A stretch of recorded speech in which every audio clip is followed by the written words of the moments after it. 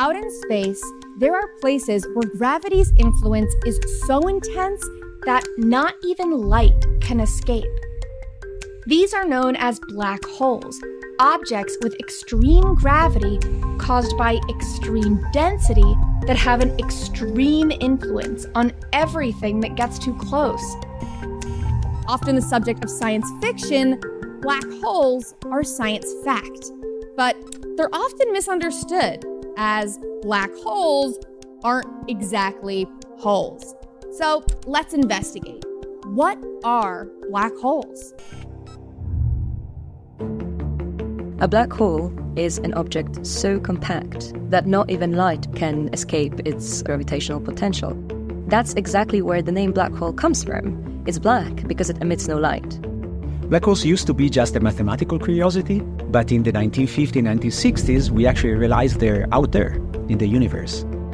We know that there are black holes that have stellar masses that are born from the gravitational collapse, from the death of stars. We also know that there are much bigger black holes that sit at the center of galaxies. The critical thing to remember about what happens with anything that's near a black hole is that black holes don't suck. You can orbit a black hole just as you can orbit any other star or any other massive object.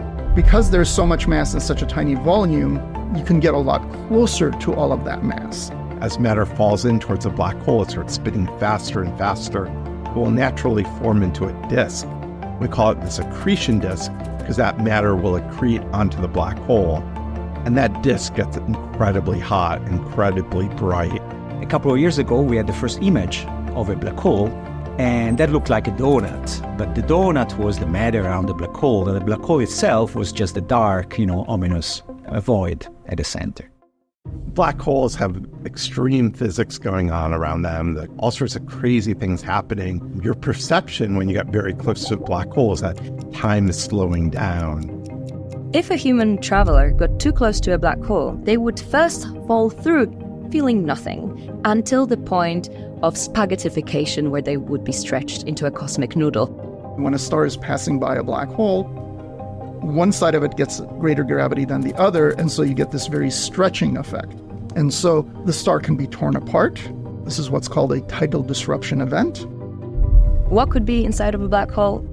The most commonly accepted answer is a point of infinite density that we cannot really describe well. At this particular region within a black hole, all of our theory of general relativity breaks down. There's all sorts of ways of finding black holes. You can find them from their emission at certain wavelengths, like in the X-rays. We can see them in the optical and the ultraviolet and the infrared. Various NASA missions have been great at finding black holes. And then more recently, the really exciting way to find black holes is when two black holes merge, they create ripples in space-time, and you can detect that from gravitational wave observatories. One big mystery about astronomical black holes is how the large supermassive black holes that exist at the center of almost every galaxy. Pursuing ideas in terms of purely theoretical thought, but then observations coming in and then merging the two to have a better understanding of the universe. The first black hole ever confirmed, Cygnus X1, was first discovered back in 1964 when astronomers identified high-energy X-rays captured by a sounding rocket. Since then, NASA has launched a number of different missions and studies to further investigate black holes. These have included NASA's Chandra X-ray Observatory, the Hubble Space Telescope, NuSTAR, the James Webb Space Telescope, and many more. These are just a few examples of NASA's continued efforts to expand our understanding of black holes.